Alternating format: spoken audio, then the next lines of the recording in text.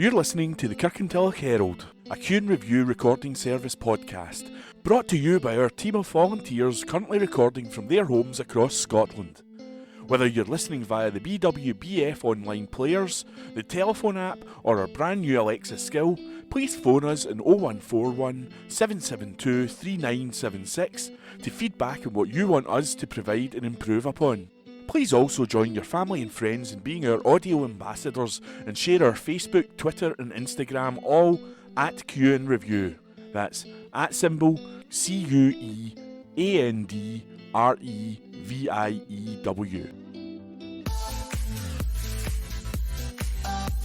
This week's Kirkintilloch Herald, date Wednesday the 8th of June 2022.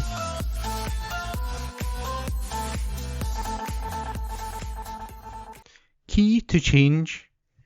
Report by Brian Newell, read to you today by myself, Ian McKenna. Housing, designed and managed by residents themselves, is the subject of our roadshow coming to Lenzie tomorrow, Thursday.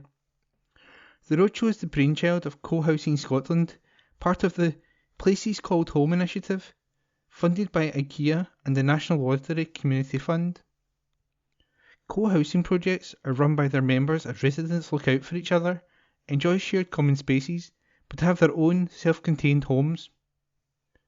Co-Housing Scotland convener Andrew Prendergast said, "It is time to look to new and innovative ways to solve our country's housing crisis. We see a future where co-housing is part of a thriving, community-led housing movement in Scotland. Now is the time for change." Driving forward the idea of co-housing in Lenzie is the Lenzie Development Trust. Margaret Whitelaw, Secretary, said, "We are exploring a community asset transfer to acquire land or a property that a public body might have less use for. So far, we have not succeeded, but we remain ever hopeful. We know there is a particular demand for co-housing among older residents, since co-housing is all about being supportive of each other." The roadshow takes place at Lenzie Golf Club, with the public invited to drop in for an informational chat from 3:30pm and stay for a panel discussion at 7pm. More details can be found online at www.eventbrite.com. This week in history. June the 8th, 1968. James L. Ray, wanted for the murder of Martin Luther King, was arrested in London travelling under an assumed name with a Canadian passport. On this day last year, a global internet outage caused a number of major websites to go offline for over an hour. June the 9th, 1959, America launched the first ballistic missile submarine, the George Washington. June the 10th, 1943, ballpoint pens, devised by Hungarian Laszlo Biro, were patented in the United States. On this day last year, Boris Johnson met Joe Biden in person for the first time at the G7 summit in Cornwall. June 11th, 1952, Dennis Compton hit his 100th century. On this day last year, it was announced England footballer Raheem Sterling will be recognised in the Queen's Birthday Honours List for his work to promote racial equality in sport. June the 12th, 1965, the Beatles were made MBEs in the Queen's Birthday Honours. On this day last year, the government pledged to raise the legal age of marriage to 18 in England and Wales. June 13th, 1956, Real Madrid won the first European Cup, beating Stade de Reims 4-3 in Paris. On this day last year, the England football team played its first match of the Euro 2020 competition and beat Croatia 1-0. Path to be resurfaced. The Strathkelvin Railway path will be resurfaced between Kirkintilloch and Lennoxtown. This is part of a project funded by the Eastern Bartonshire Council's Cycling, Walking and Safer Routes allocation from Transport Scotland and Strathclyde Partnership for Transport. The route, which also forms part of the National Cycle Network, John Muir Way and Thomas Muir Heritage Trail, is regularly used to walk, wheel, cycle and scoot. The section between Kilsyth Road in Kirkintilloch and Campsie Road in Lennoxtown will be fully closed from June the 13th to July the 22nd to allow works to take place. Approximately 4,500 metres of path, which aims to address damage caused by tree roots, hand railings, will also be installed at the start of the section at Kilsyth Road.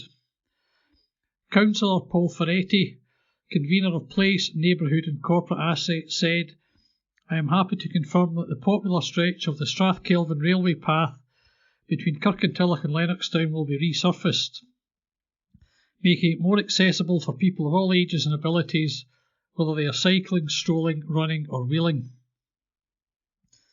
The project will unfortunately involve the temporary closure of that section. The Council acknowledges the impact this may have for residents and apologises in advance for the inconvenience.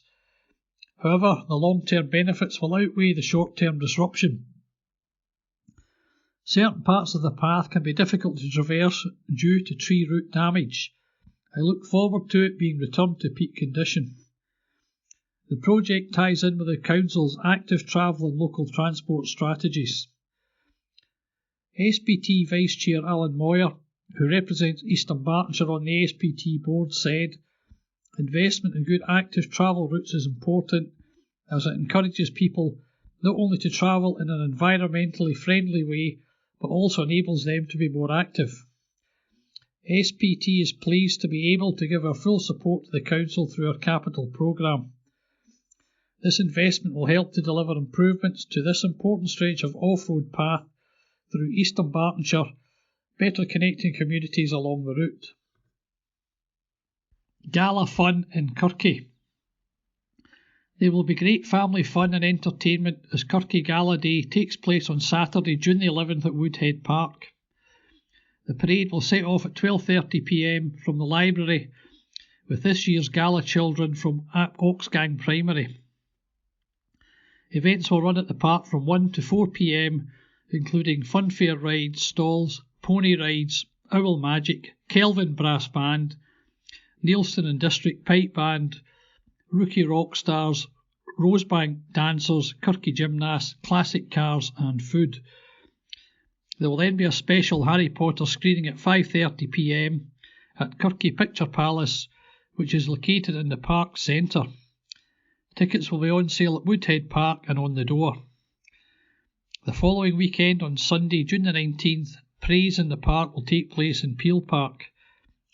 To keep up to date, visit www.facebook.com/yourkirky. MELM model is to be scrapped. North Lanarkshire Council's new leader, Jordan Linden, will end the trial of the multi-establishment leadership model, MELM, at Christon primary and secondary schools.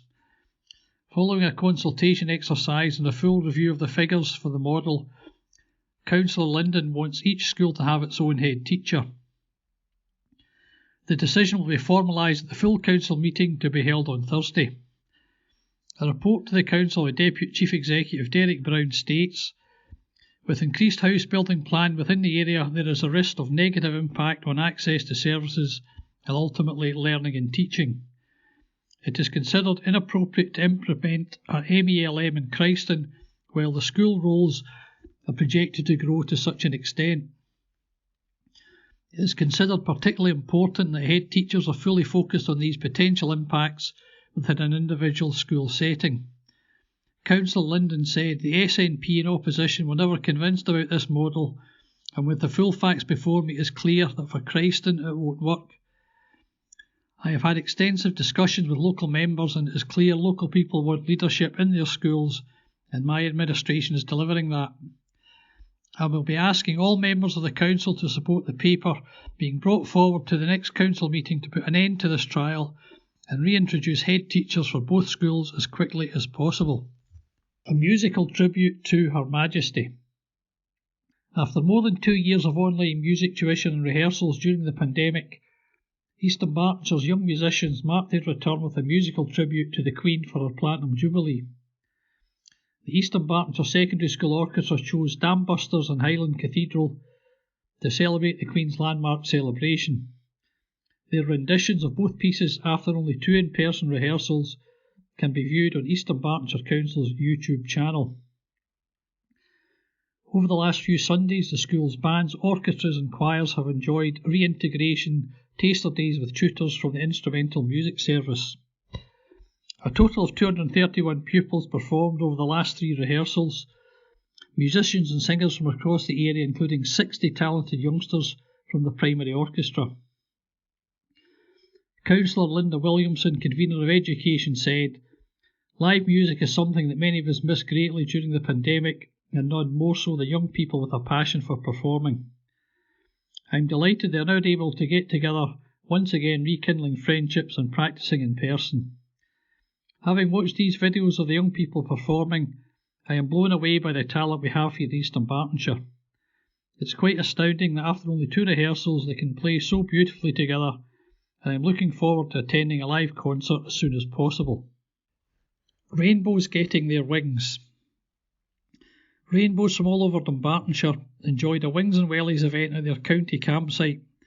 The girls aged 5 to 7 took part in a host of adventures including gaining their fairy wings and wands, fairy door hunt, and meeting the Queen of the Fairies during a storytelling session and posting their fairy wishes. Janice Blair, Chair of Marketing and Communication, said, "The County of Dunbartonshire would like to thank the events team that gave the girls such a magical experience. It was fantastic to see the girls out and about and enjoying such an action-packed day. For more information, visit www.girlguidingscotland.org.uk/get-involved. Rainbows getting their wings. Rainbows from all over Dunbartonshire enjoyed a Wings and Wellies event at their county campsite. The girls aged 5 to 7 took part in a host of adventures including gaining their fairy wings and wands, fairy door hunt, and meeting the Queen of the Fairies during a storytelling session and posting their fairy wishes. Janice Blair, Chair of Marketing and Communication, said, "The County of Dunbartonshire would like to thank the events team that gave the girls such a magical experience. It was fantastic to see the girls out and about and enjoying such an action-packed day. For more information, visit www.girlguidingscotland.org.uk/get-involved. Looking for apprentices? Report by Brian Newell. East Dunbartonshire Council is seeking 15 modern apprentices and 2 graduate apprentices looking to kickstart their careers in local government. Open to East Dunbartonshire residents aged 16 to 24 years or those who attended an East Dunbartonshire secondary school. This year's apprenticeships are in the following service areas: Modern Apprentice, Street Scene and Environmental, 3 places, Roads and Civils, 2 places, Youth Work, 1 place, Early Years, 4 places, Building Standards, 2 places, Architectural Technician, 1 place, Operational Procurement and Supply Chain, 1 place, Digital Communications, 1 place, Graduate Apprenticeship, Masters of Accountancy, 2 places. Council Leader Gordon Lowe said, "The Early Careers Programme is going from strength to strength, and I'm pleased that it's created over 100 career opportunities for local young people in the last 10 years. Both our modern and graduate apprentices are supported by experienced and professional colleagues, enable them to develop their skills and gather the experience they need to launch a successful career. The Council also benefits hugely from the energy, enthusiasm and knowledge that apprentices bring to the workforce, and many of our previous successful candidates have remained with the Council in a permanent post. As an employer that invests in the development of our young people, I would encourage anyone contemplating an apprenticeship to apply for the positions we have advertised before the closing date of Wednesday, June the 15th. Plumbing and heating apprentice Callum McLaughlin is into the 3rd year of his apprenticeship. He said, "I started my apprenticeship with East Dunbartonshire Council straight after leaving school in 2019 and I've never looked back. The work is varied and I'm going to college to complete my qualifications and learning on the job at the same time. I'm working with a great team, gaining valuable work experience and I'm thoroughly enjoying it." The apprenticeships have been advertised at www.myjobscotland.gov.uk. This plan is Half-baked. Report by Brian Newell. East Dunbartonshire MP Amy Callaghan has called on the UK Government to do more to help constituents tackle the cost of living crisis. The Chief Executive of Ofgem has warned the UK's energy price cap is expected to rise on October the 10th to around £2,800, up from £1,971. It is estimated that some 12 million households in the UK could be facing fuel poverty over the course of the year. The Treasury recently announced measures aimed at tackling energy price cap rises. A new tax will be introduced on the profits of oil and gas companies operating in the UK and the UK continental shelf. This will help pay for a £15 billion package of support, which will see the most vulnerable 8 million households get up to £1,200 of one-off support this year to help with the cost of living, with all domestic electricity customers receiving at least £400. Economists and poverty campaigners have criticised the Chancellor for offering no plan for growth and failing to address the causes of poverty, while Ms Callaghan described the plan as half-baked. Ms Callaghan said, "Despite the grim warnings from Ofgem and others in the industry, the UK Government has been content to sit on its hands, with more focus being given to save their law-breaking Prime Minister.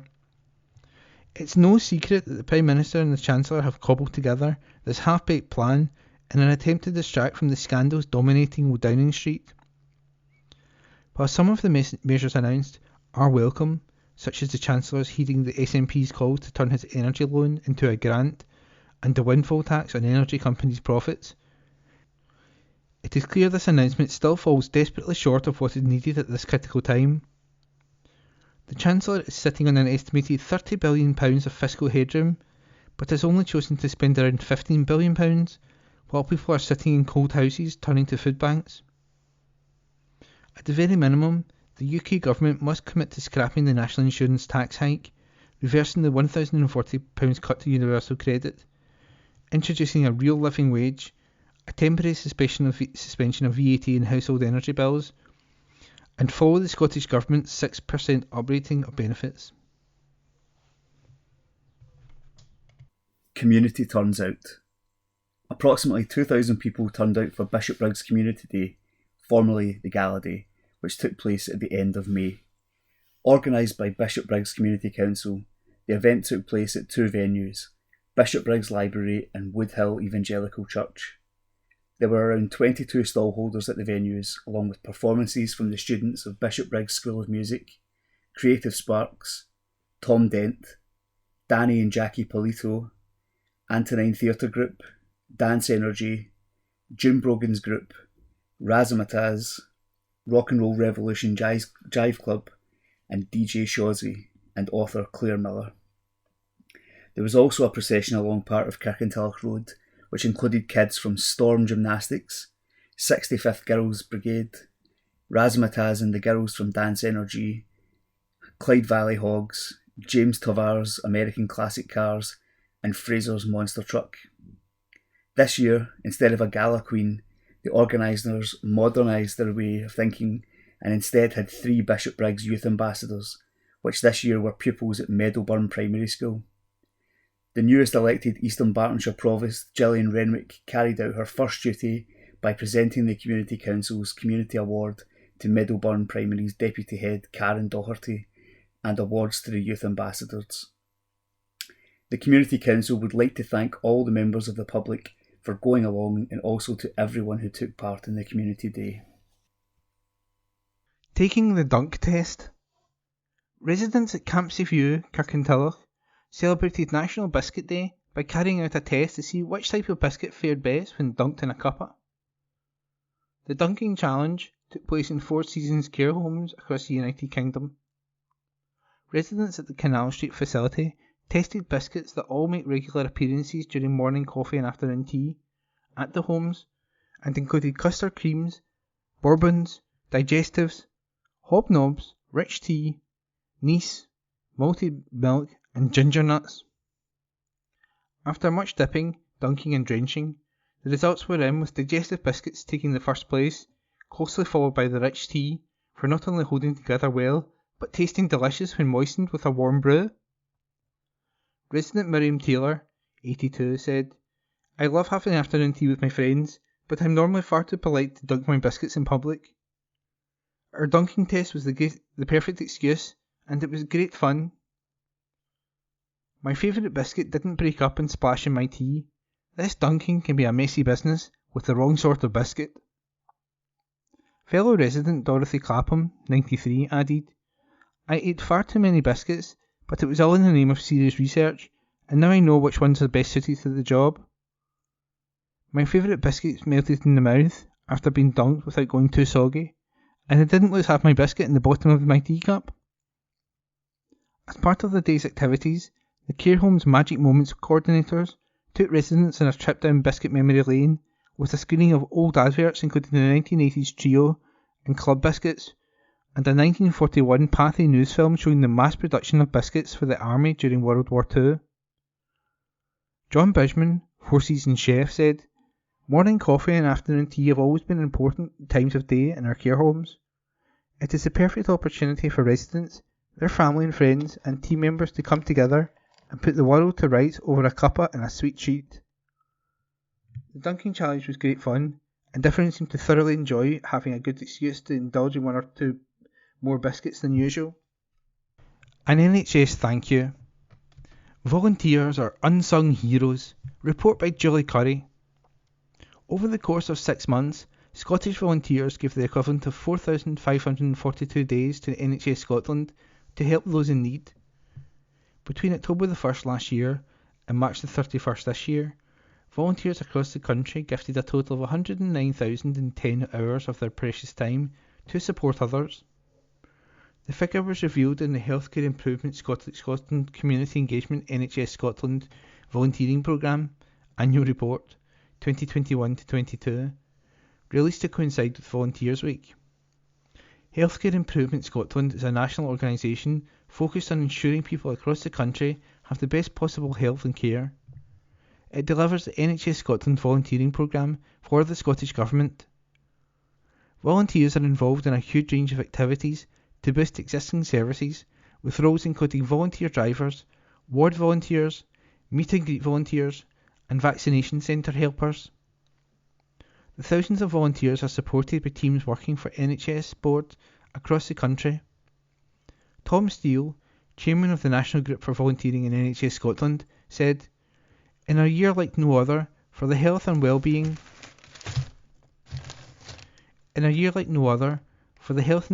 of Scotland, we'd like to say a huge thank you to all NHS Scotland volunteers.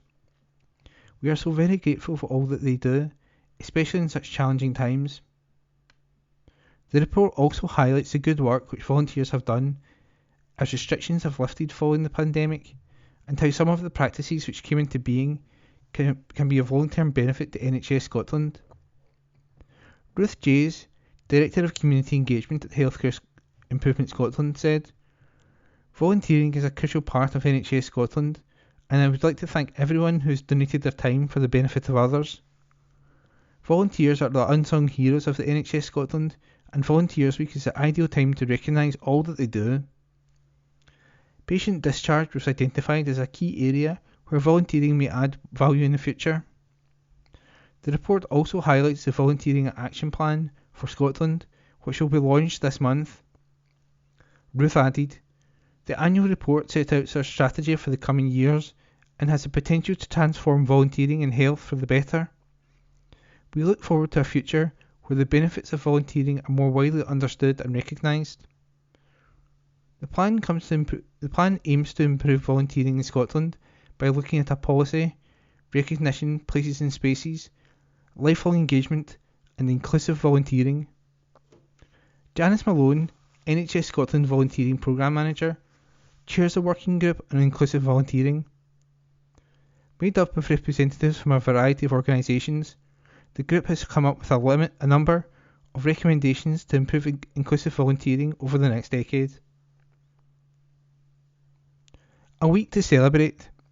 Volunteers Week began in 1984 and is led by a representative organisation of each of the 4 nations. The week-long campaign here, which runs from June the 1st to June the 7th, is led by Volunteer Scotland.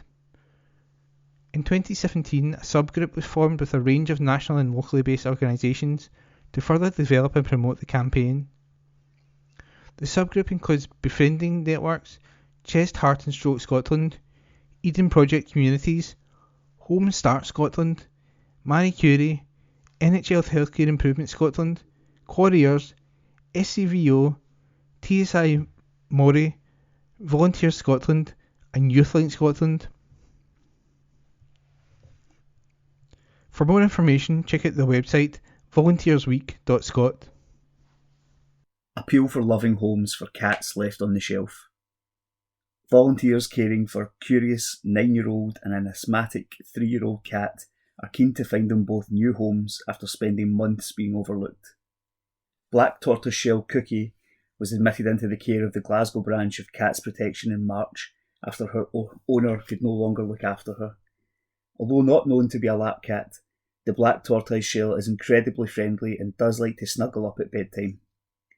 Branch coordinator Cathy Dunsmore said, "Torties have their own unique personality and Cookie is no different. She's independent and curious, though lets her human know when she's had enough attention and wants to be left alone. We cannot understand why Cookie hasn't been adopted yet. We are hoping she catches the attention of the right person who will fall in love and give her a second chance at a happy life." Cookie would be best suited to an adult-only home where she can enjoy a mix of being fussed over and left on her own. She requires easy access to the outdoors in a home away from busy roads. Another cat in need of a new home is asthmatic Jessie, who has already spent nearly 6 months waiting for the right person to come along. Cathy said, "When Jessie is having an asthma attack, she presents as if she's dry heaving up a fur ball. It always seems like she's going to be sick, but she never is. It lasts around 30 seconds and then she just shakes it off. This usually happens 5 or 6 times a day." Jessie's condition is treated with steroids, which the branch has pledged to help support for the first year after adoption. She requires easy access to the outdoors in a home away from busy roads and without any other pets or young children.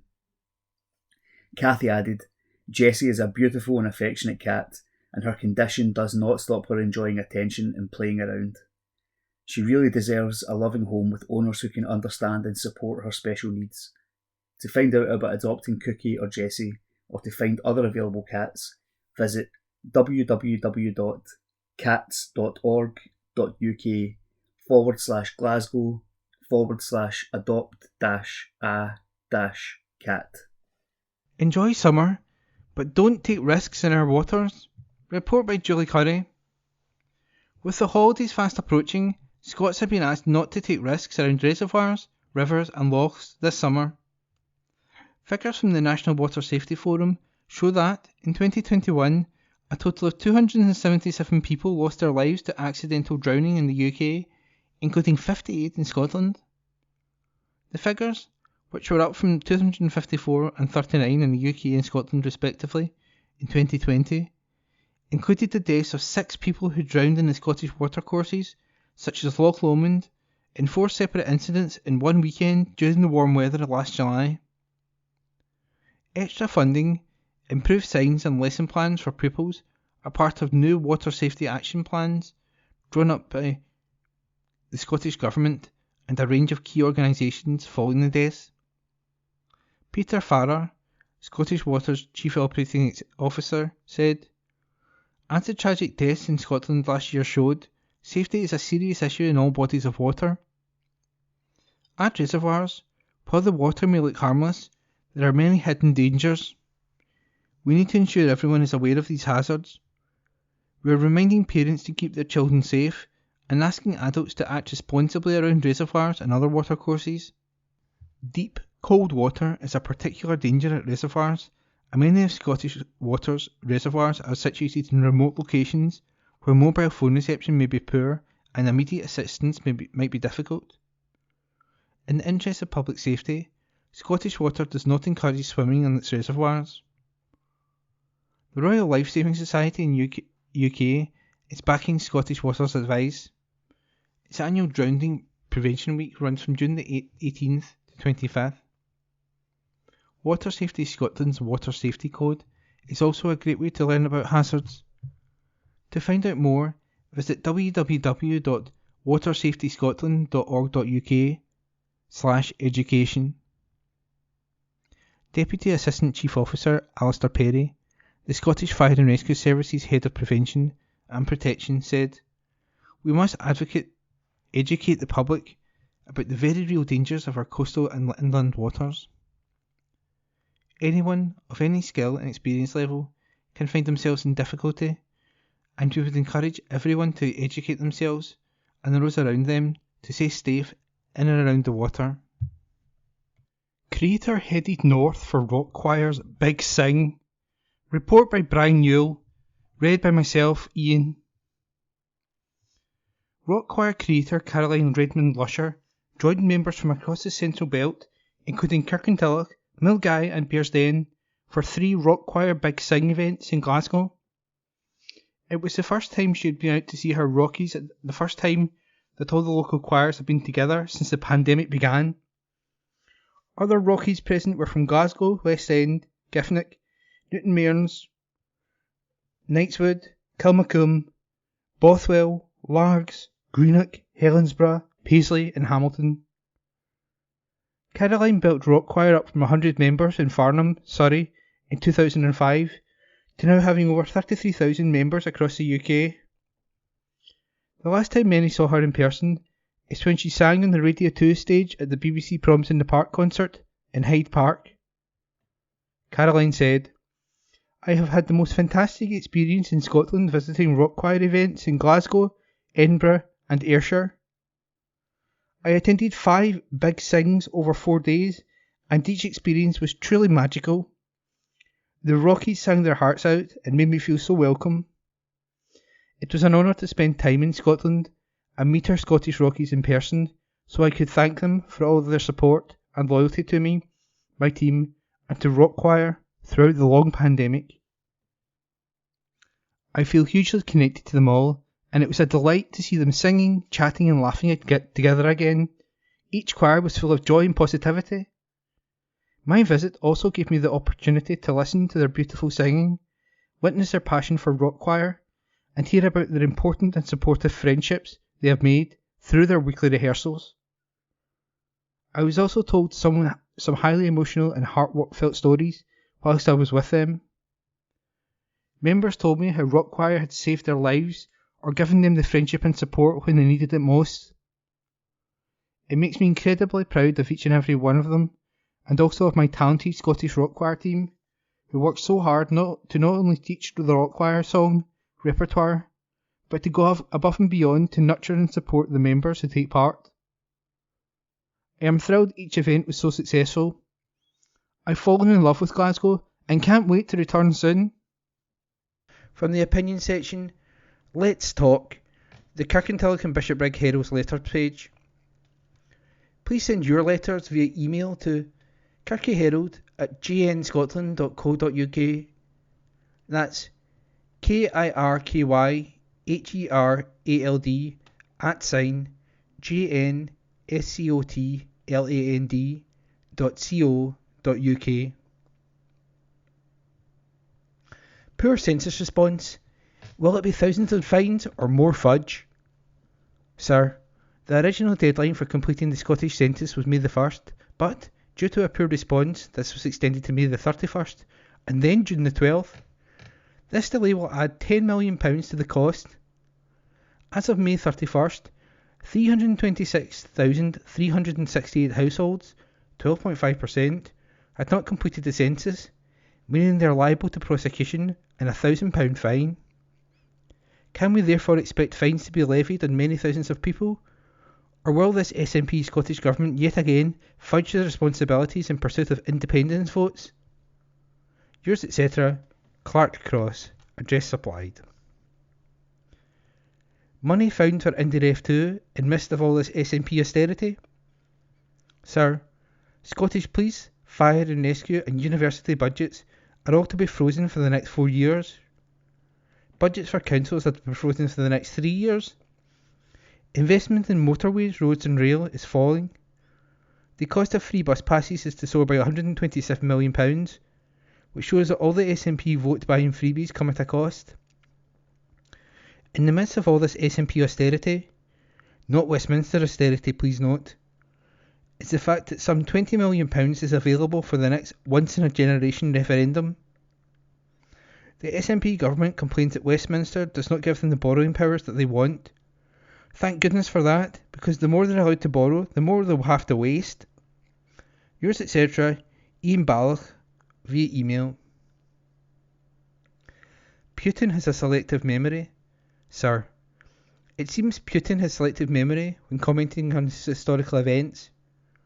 He omits to mention his country, during the Second World War, made a pact with Germany, which was reneged on, and they had to be saved by Allied forces running the gauntlet of German submarines to supply the Soviet Union with food and arms. His own actions are similar to his forebears, the Tsars, Lenin and Stalin. Millions perished under their regimes. Yours, etc., J. Glenn. Address supplied. Tunnels may be another cash fiasco.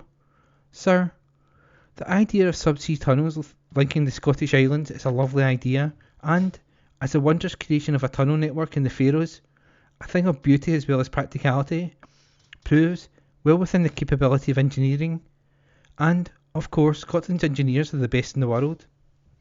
But, with the fallout of the Kalmat fiasco still reverberating around the land, is it really wise to trust the current First Minister and her cohorts with another multi-billion-pound great big idea, funded by the already punitively high taxes of the hard-pressed Scots? Yours, etc., E. McNicholas, by email. Misguided belief world is a safer place. Sir, the Ukrainian situation is dangerous because it gives our politicians something to talk about and makes them feel they're being seen to be doing something.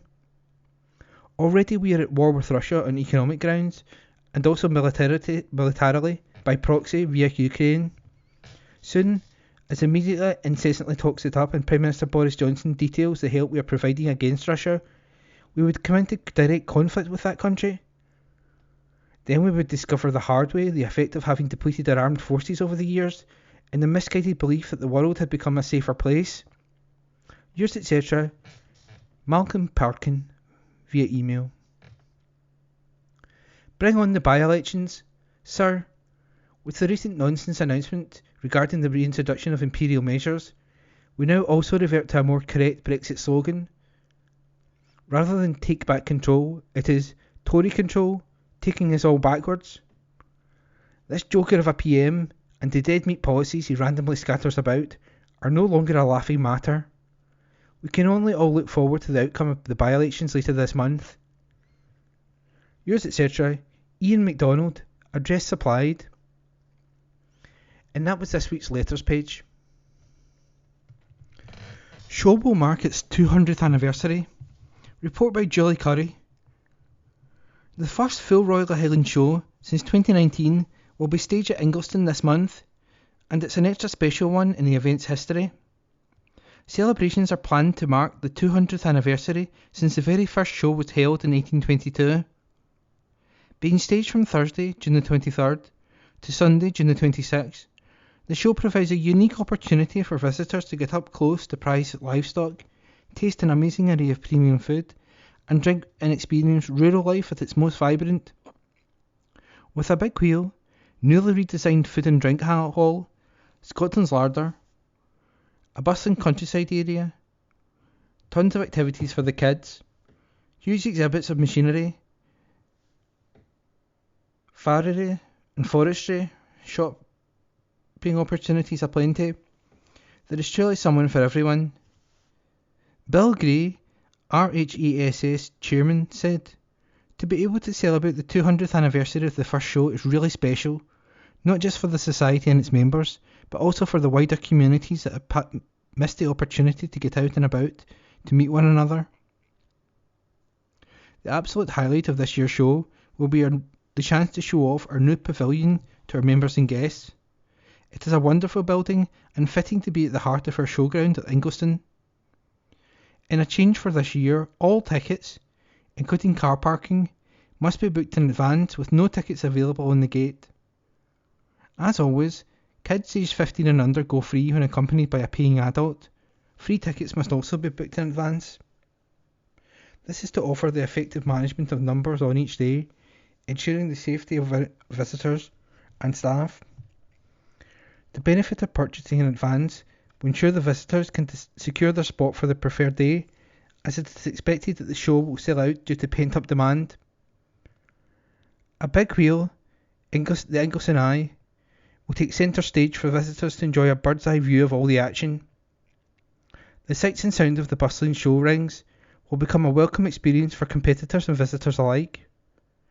And there will also be the usual entertainment, everything from pipe bands and ceilidhs to choirs and pop music. To purchase tickets, visit royalhighlandshow.org. Scottish Teachers Petition for Pay. The Educational Institute of Scotland, EIS, has launched a national petition as part of its ongoing Pay Attention campaign, which is seeking a 10% pay rise for Scotland's teachers. Petitions have been sent out to EIS representatives in every school in Scotland, and the EIS is urging all teachers to sign the petition. Once completed, the petition will be delivered to the Convention of Scottish Local Authorities, COSLA, and the Scottish Government, calling on them to reach a fair pay settlement. Heather Hughes, EIS President, said, COSLA and the Scottish Government need to pay attention and they need to deliver a fair pay increase for Scotland's teachers now. With inflation soaring, Scotland's teachers are being hit hard. Setting a 10% pay claim would help to mitigate against the worst of the cost of living crisis and ensure that Scotland's teachers do not suffer a deep real terms pay cut. The opening pay offer of a 2% increase was simply unacceptable in the current climate. COSLA and the Scottish Government must do better. I would urge all of Scotland's teachers to support our Pay Attention campaign, starting by signing their name on the EIS national petition. Copies of the petition are available in every school in Scotland, and it is important that all of our members sign it.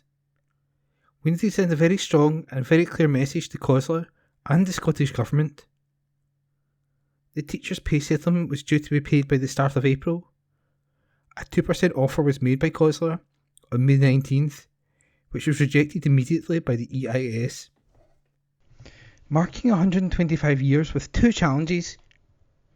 It is a very special year for the Royal Scottish Agricultural Benevolent Institution, as it prepares to celebrate its 125th anniversary. And, to mark the occasion, it is set to launch a special initiative during the summer in the run-up to the Great Glen Challenge. The agricultural charity will be inviting people in the Scottish agricultural community to get behind its #Challenge125 initiative, which will get underway on June 23rd, on the opening morning of the Royal Highland Show, and finish on August 26th when the Great Glen Challenge is held. The aim is for all people of all ages and fitness levels to get fit, have fun enjoying Scotland's outdoors, while raising funds to support RSABI and clocking up kilometres to launch the ambitious overall target of 125,000 kilometres.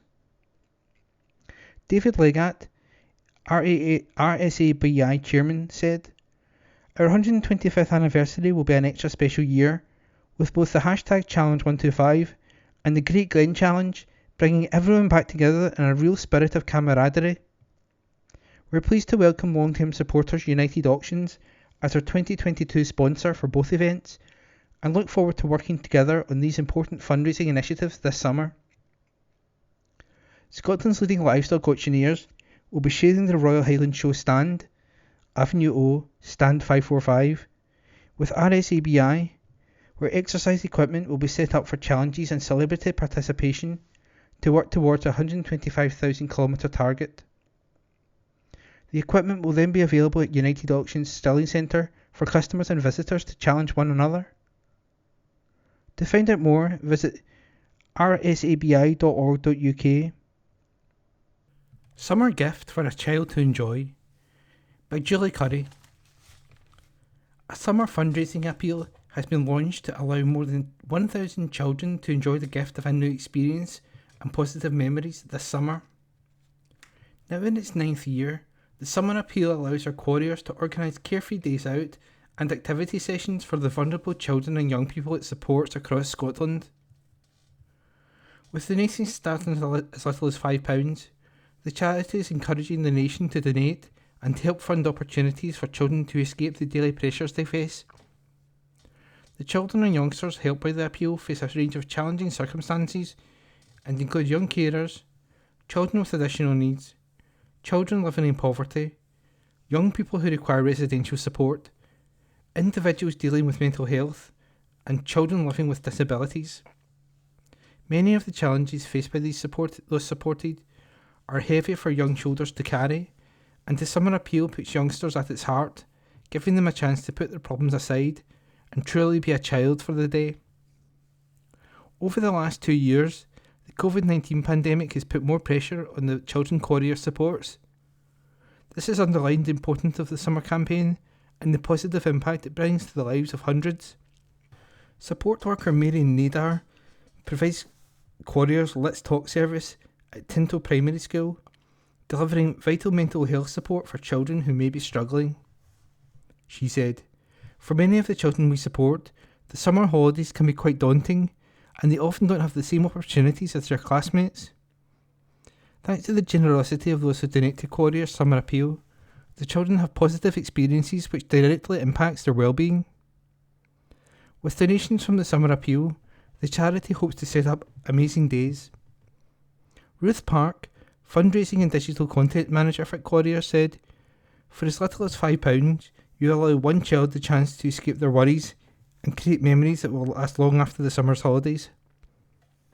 To support the campaign today, visit couriers.org.uk/fund. Reducing waiting lists is a priority. Nearly 30,000 patients are waiting more than 16 weeks on NHS waiting lists for specialist ophthalmology treatment in Scotland. The Eyes Have It partnership with Sight Scotland has drawn up a series of recommendations calling on the Scottish Government to prioritise eye health in the NHS. And, on Wednesday, Scottish politicians from all parties attended an event in Parliament to learn more. The event was sponsored by Stuart McMillan MSP and hosted by the partnership.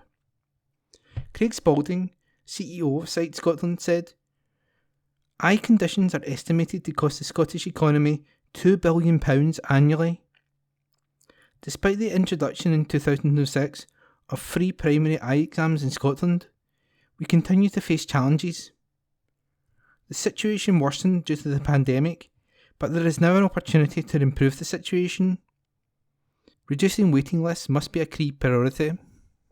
District News, General. Heart of the Matter. NHS must not be taken for granted. By Dr. Frank Dunn. The NHS was born when I was 2 and has been an integral part of my 75 years, from being treated for asthma, a broken nose and a squint in childhood, right through to almost 50 years as an NHS employee and onto a hip replacement. We now live in unprecedented times, and this most cherished of institutions is going through a most challenging period.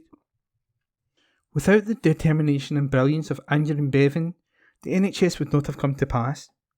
Bevan stated, "No society can legitimately call itself civilised if a sick person is denied medical aid due to a lack of means."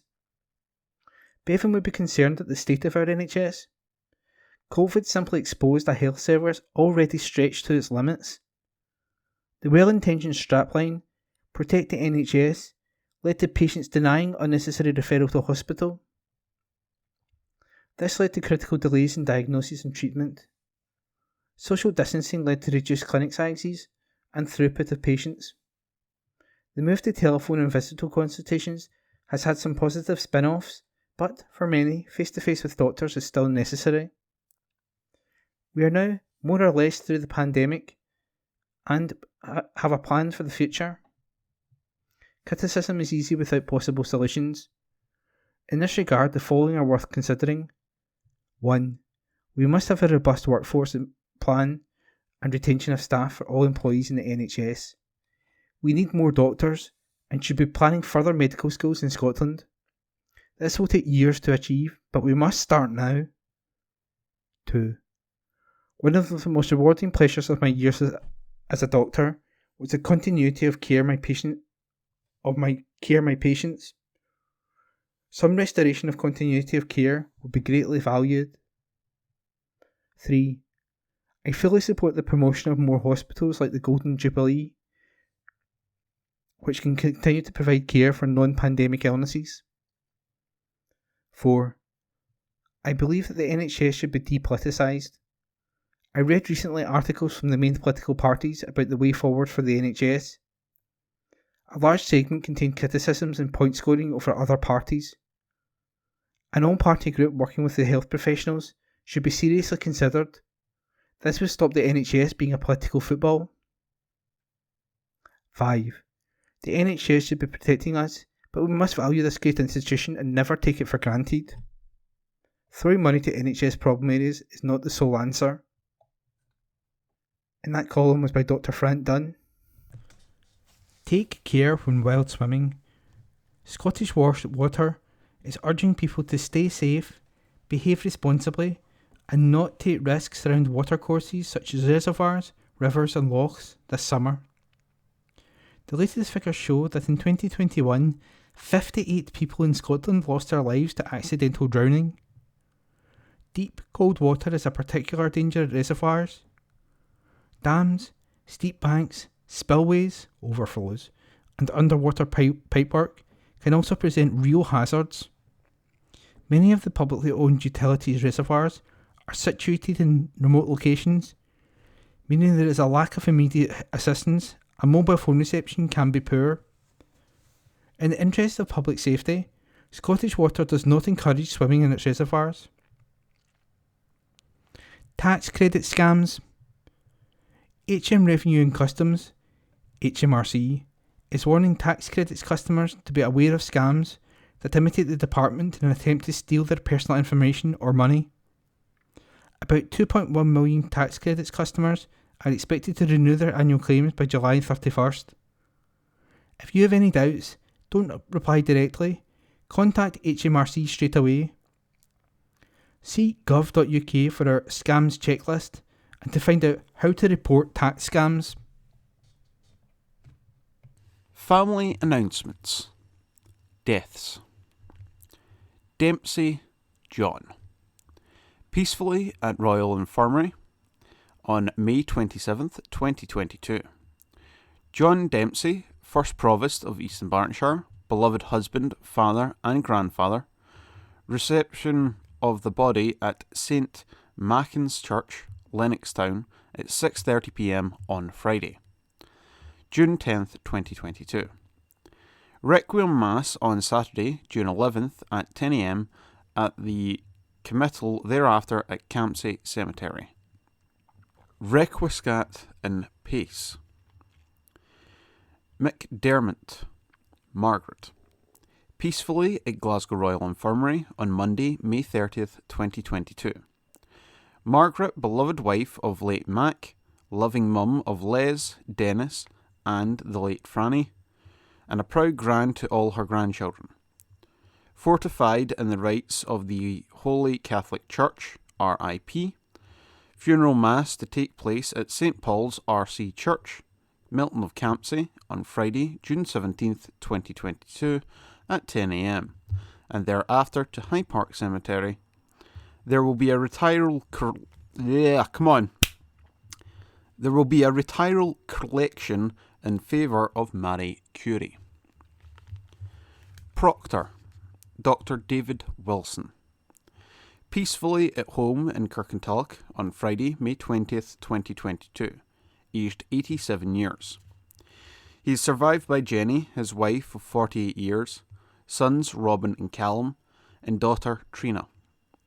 Service at Daldowie Crematorium at 10:30 a.m.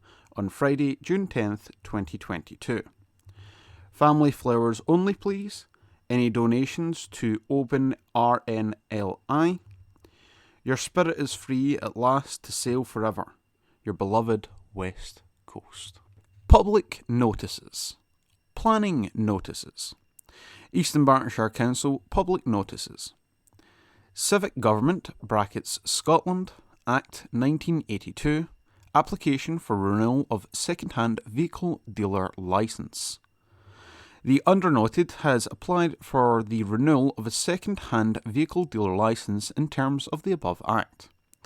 Name and address of applicant: N&S Motors Limited, Boghead Road, Lenzie, G66 4EF.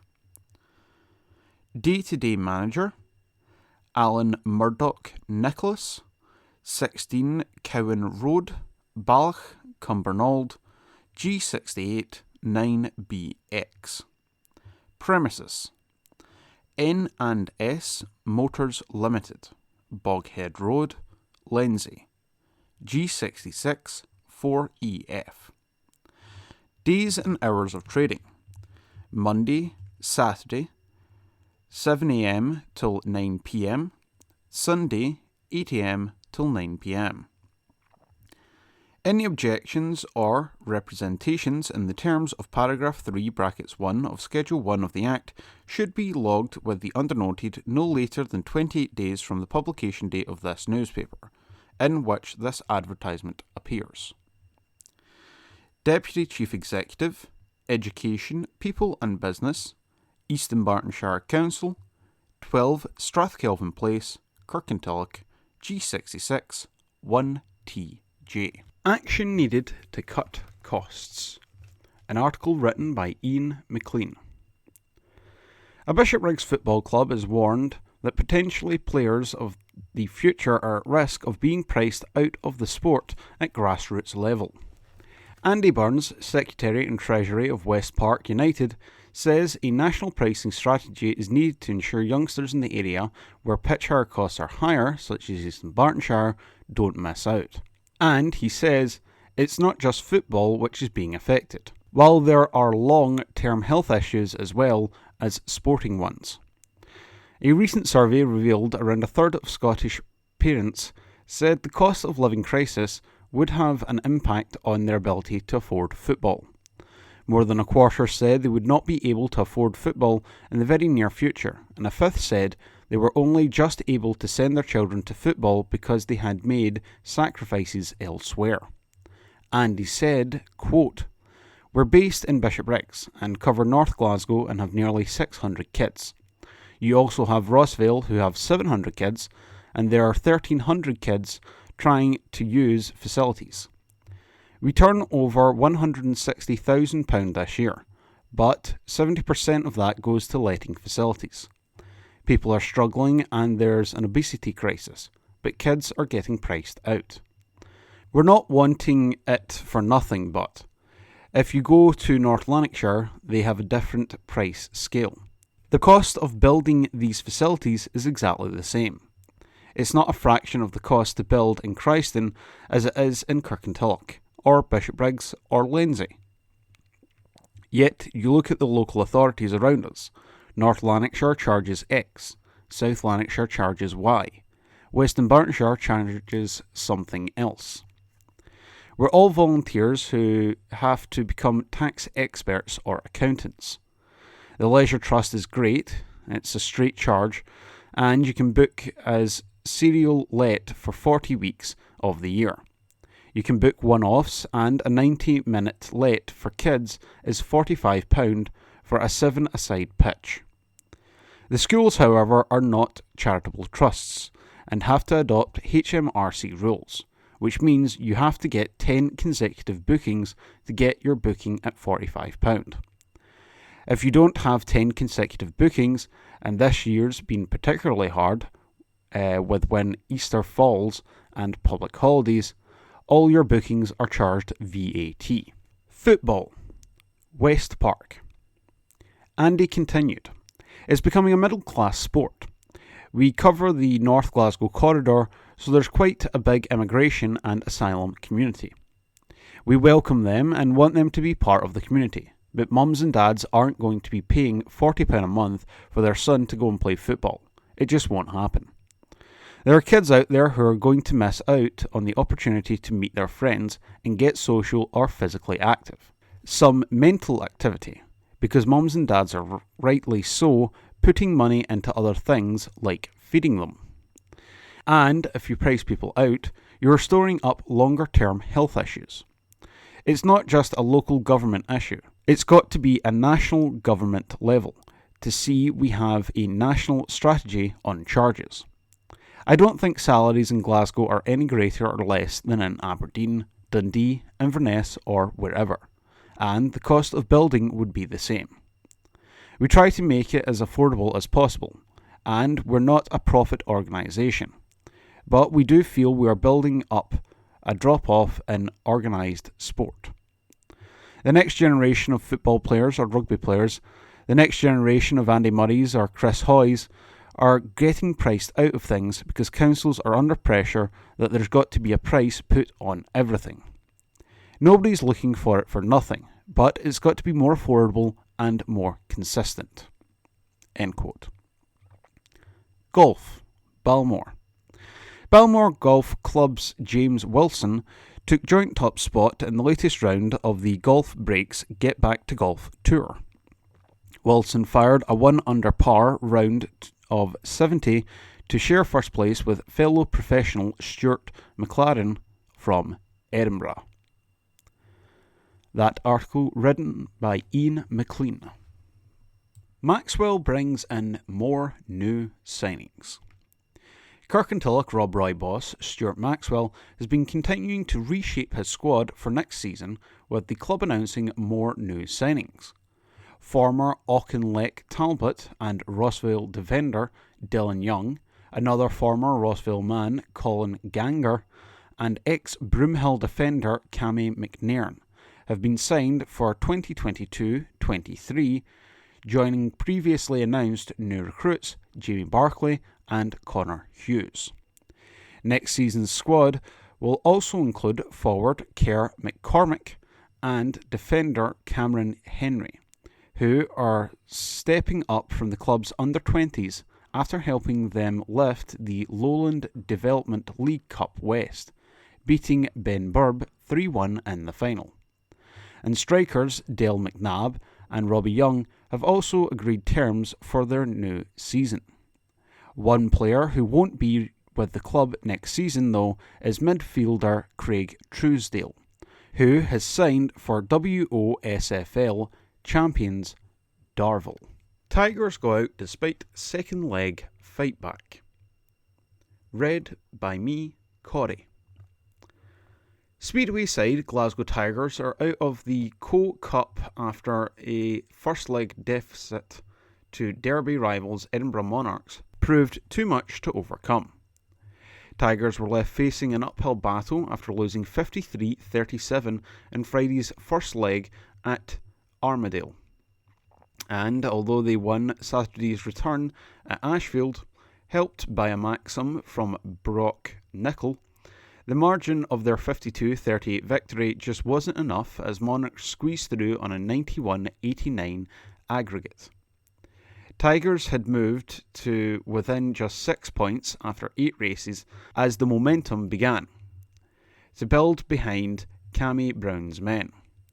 But despite 2 further 5-1s and Nicol sealing a paid 4-ride maximum, a third engine failure for Craig Cook in Heat 10 ultimately proved too costly and they missed out. Boss Brown admitted his side left themselves with too much to do after Friday. He said, quote, "I'm not going to make any excuses. I thought the team really tried from the beginning to end, but we had no luck whatsoever." Craig had 3 engine failures in his first 3 heats, and you saw in his second bike he wins his last 2 heats. But we didn't have the leeway in the scoreline. Brock got his first maxim for Glasgow. He was wonderful. End quote. Next up is a trip to Scunthorpe on Friday, followed by a visit from Scorpions on Sunday, both matches in the SGB Championship. Brown added, "Friday is a massive match for Scunthorpe now. We've got to go down there and get something." Thank you for listening to this week's Kirkintilloch Herald podcast, brought to you by Q Review, print speaking to the blind. If you've any feedback, you're welcome to call us on 0141 772 3976. If you enjoyed this recording, feel free to subscribe to our channel.